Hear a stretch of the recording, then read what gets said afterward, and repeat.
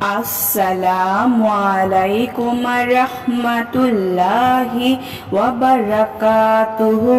সুপ্রিয় সম্মানিত দর্শক ও শ্রোতা, আশা করি মহান রব্বুল আলামিনের দয়ায় আপনারা সকলেই ভালো আছেন। আজ আমরা রাসূল সাল্লাল্লাহু আলাইহি ওয়াসাল্লামের জীবনের 7টি গুরুত্বপূর্ণ অভ্যাস জানব, যা মানবদেহের জন্য অত্যন্ত উপকারী এবং বিজ্ঞানীরা ওনার প্রাত্যহিক জীবনের কার্যাবলী নিয়ে গবেষণা করেছেন এবং মুসলিম বিজ্ঞানীরা এই 7টি অভ্যাসকে শ্রেষ্ঠ অভ্যাস বলেছেন। নম্বর 1, সকাল সকাল ঘুম থেকে জাগ্রত হওয়া।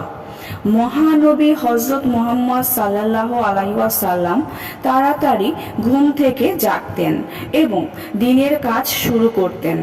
আজ বিজ্ঞান প্রমাণ করে যে সকাল সকাল ঘুম থেকে জাগ্রত হওয়া মানুষের মধ্যে প্রোডাক্টিভিটি বেশি থাকে এবং সেই সঙ্গে যারা দ্রুত ঘুম থেকে উঠে তাদের হতাশা কিংবা দুশ্চিন্তাগ্রস্ত হওয়ার সম্ভাবনাও কম থাকে। নম্বর 2, স্বল্প আহার গ্রহণ। মহানবী হযরত মুহাম্মদ সাল্লাল্লাহু আলাইহি ওয়াসাল্লাম রোগ ও অসুস্থতা প্রতিরোধ করার জন্য কম খেতেন। বহু বছর পরে বিজ্ঞান আজ প্রমাণ করে যে স্বল্প আহার গ্রহণ আমাদের মধ্যে অনেক রোগ প্রতিরোধ ক্ষমতা বৃদ্ধি করে। নম্বর 3, ধীরে ধীরে খাদ্য গ্রহণ। খাওয়ার পরে মস্তিষ্কের সংকেত আসতে 30 মিনিট সময় লাগে, যা বলে যে তাই অনেক সময় দেখা যায় ভরা পেটে খাওয়ার 30 মিনিট পর মানুষের কাছে অস্বস্তি বোধ হয়, কারণ সে খুব বেশি খেয়ে ফেলেছে। তাই পেট খালি থাকতেই খাওয়া বন্ধ করা উচিত। দেখবেন 30 মিনিট পরে আপনার মনে হবে আপনার পেট পূর্ণ হয়ে গেছে। অথবা ধীরে ধীরে খাবার গ্রহণ করতে পারেন, যার ফলে আপনি বুঝতে পারবেন আপনার পেট ভরে গেছে। নাম্বার 4, পরিবারের সঙ্গে খাবার খাওয়া। আমাদের নবী সাল্লাল্লাহু আলাইহি ওয়াসাল্লাম সব সময় পরিবারের সবাইকে একসঙ্গে সাথে নিয়ে খাওয়ার ব্যাপারে উৎসাহিত করতেন। আজ বিজ্ঞান বলে যে পরিবারের সবাই একসঙ্গে খাবার খেলে অনেকাংশে মানসিক চাপ কমে যায়। 5 নম্বর হচ্ছে 3 শ্বাসে পানি পান।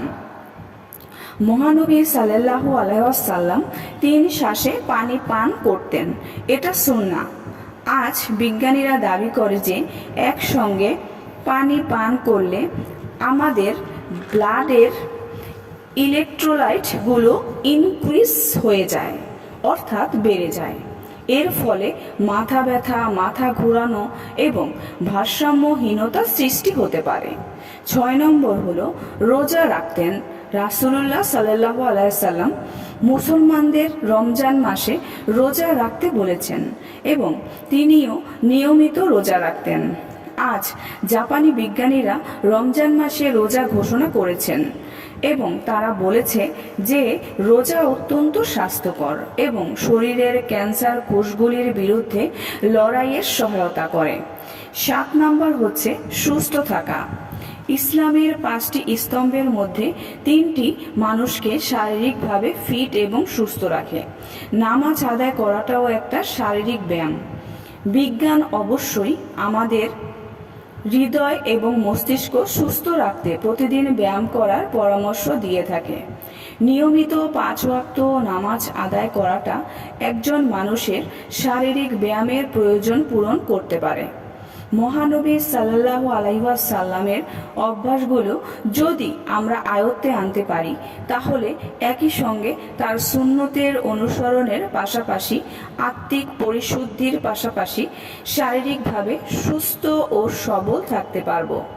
আল্লাহ তাআলা আমাদের সবাইকে তৌফিক দান করুন যেন আমরা রাসূল সাল্লাল্লাহু আলাইহি ওয়াসাল্লামের বর্ণিত এই 7টি বিধান মেনে চলতে পারি এবং গুরুত্বের সাথে পালন করতে পারি এবং দুনিয়া ও আখিরাতের কল্যাণ হাসিল করতে পারি।